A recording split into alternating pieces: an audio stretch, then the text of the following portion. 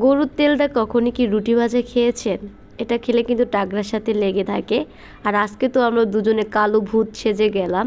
তার সাথে ছিল ফ্যামিলির সাথে বসে বসে আড্ডা দেওয়া, মায়ের ভালোবাসা, সব কিছু মিলিয়ে আজকের ভিডিওটা আপনাদের সাথে শেয়ার করব। আসসালামু আলাইকুম, সবাই কেমন আছেন?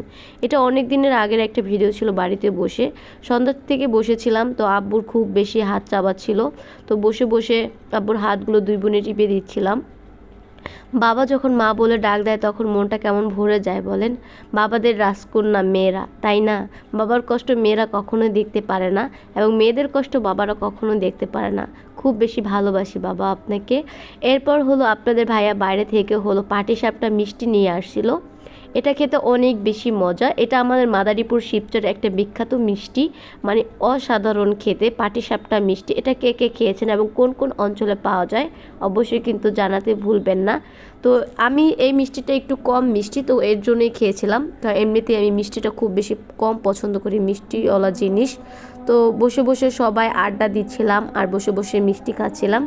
খাওয়া দাওয়া শেষ করে এখন আম্মুরা সবাই পান খাবে, এবং তারা পান খাবে। আমি পান না খেলে আমার তো একদমই ভাল লাগবে না। তো আমিও এখানে একটা পান বানিয়ে নিয়ে এলাম, সুপারি, তারপর একটুখানি জর্দা আর হলো চুন, এ দিয়ে সুন্দর করে একটা কিন্তু পান বানিয়ে নিলাম। আর এই দেখেন বুড়া মানুষের মতো এখন তাদের সাথেও তাল মিলিয়ে পান খাচ্ছি। বাড়িতে গেলে এই জিনিসগুলো খুব বেশি মানে ভালো লাগে, যে সবার সাথে আড্ডা দিই, পান খাই। যখন আমি বাসায় একা একা থাকি তখন খুব বেশি মিস করি এই সব ব্যাপারগুলা।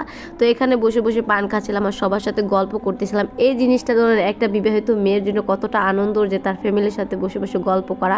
এখানে রাত্রে হলো প্রতিদিন বা দেশে গেলে 1 গ্লাস করে দুধ খাওয়াবে এবং সকালবেলা ডিম, কারণ মায়ের ভালোবাসা বলে কথা।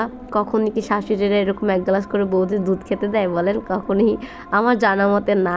কারণ তারপর হলো এই যে আমি কিন্তু এখানে রুটি ভেজে নিচ্ছিলাম, মানে ইয়া দিয়ে, তেল দিয়ে, গরুর তেল দিয়ে সকালবেলা। তো এটা আপনাদের ভাইয়া খুব বেশি পছন্দ করে, তার জন্য আম্মু বানাচ্ছিল। কিন্তু আমার ছোটোবেলা কেমন যেন ভালো লাগতো, এখন অতটা ভালো লাগে না, কারণ গলার টাগরার সাথে যে লেগে থাকে তাই বিরক্ত লাগে। তো আপনাদের কাছে গরুর তেলটা রুটি ভাজাটা কেমন লাগে? তো মাটির চুলায় দেখেন কত সুন্দর করে ভাজা হচ্ছে। আর মাটির চুলা কিন্তু এখন নয়, গ্রামের মানুষও কিন্তু আধুনিক হয়ে গেছে। এটা কিন্তু সিমেন্টের একটা চুলা। তো সিমেন্টের চুলা এখন মাটির চুলা কেউ লাগায় না, কারণ মাটিতে লেপতে খুব বেশি মানে কষ্ট হয়, তাই তারা সিমেন্টের চুলাই লাগিয়ে ফেলছে। তো এরপর রুটিটা ভাজার পর আমি একটু বসে বসে চেখে দেখছিলাম, একটু খাচ্ছিলাম যে কেমন লাগছিল, মজাই হয়েছিল।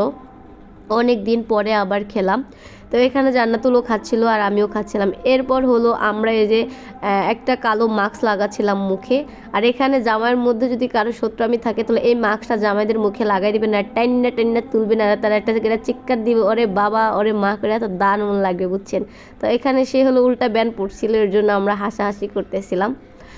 তো তার মুখে হলো মাস্ক লাগিয়ে দিয়েছিলাম। আর সে যদি দেখে আমরা একটু মেনিকিওর পেনিকিওর করি তাহলেই বলবে এই আমাকেও করে দিও।